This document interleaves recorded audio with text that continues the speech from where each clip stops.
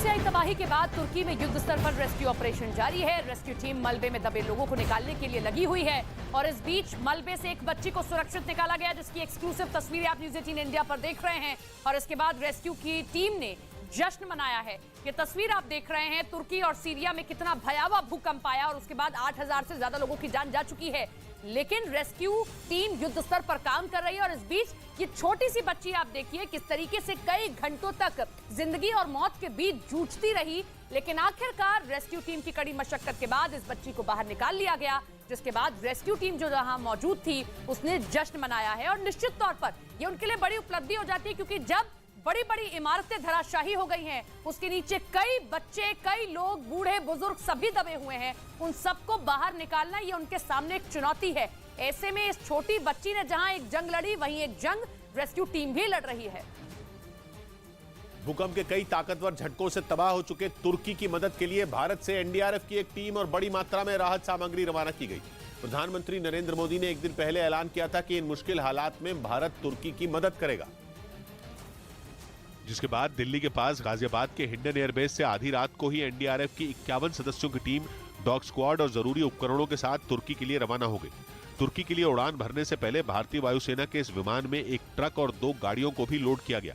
Rescue and response के लिए ये टीम यहाँ से मूव कर रही है। तुर्की के अदना एयरपोर्ट पहुंचने के बाद एनडीआरएफ की उस टीम की तस्वीरें भी सामने आई, जिसने वहां पहुंचकर राहत बचाव का काम शुरू कर दिया। लेकिन भारत से तुर्की और सीरिया को दी जाने वाली मदद का यह सिलसिला यही नहीं रुका। भारत की वायुसेना के C-130J हर्क्यूलिस विमान ने सीरिया के लिए उड़ान भरी, जिसके जरिए भारत से सीरिया दवाएं भेजी गई। शाम होते होते भारत की तरफ से 2 बोइंग C-17 ग्लोबमास्टर विमान 60 सदस्यों की मेडिकल टीम के साथ तुर्की के लिए रवाना हो गए। भारत से लगातार मिल रही मदद के बीच भारत में तुर्की के राजदूत फिराज सुनील ने प्रधानमंत्री मोदी का शुक्रिया अदा किया। We are दोस्त, we are friends. Reaction response was very swift and timely. इस बीच इंडिगो एयरलाइंस ने भी ऐलान कर दिया कि वो तुर्की की मदद के लिए अपनी कमर्शियल फ्लाइट बोइंग 777 से मुफ्त में वहां के लोगों के लिए जरूरत का सामान भेजेगा। इधर तुर्की के कई प्रांतों में भूकंप के बाद खराब हुए मौसम की वजह से भी राहत और बचाव के काम पर असर पड़ रहा है। सबसे ज्यादा परेशानी माल्टिया प्रांत में रहने वाले लोगों को हो रही है, क्योंकि वहां हो रही बर्फबारी ने लोगों पर दोहरी मार की है। विनाशकारी भूकंप से तो लोगों से किसी तरह अपनी जान बचा ली, लेकिन लगातार हो रही बर्फबारी की वजह से वो अब सड़कों पर रात गुजारने को मजबूर हो गए हैं। कड़ाके के इस ठंड में ज्यादातर लोग अपने घर में इसलिए नहीं जा सकते क्योंकि वो अब मलबा बन चुके हैं। बताया गया कि उस मलबे में कुछ लोग अभी भी दबे हुए हैं, लेकिन खराब मौसम की वजह से राहत और बचाव का काम शुरू नहीं हो पाया है।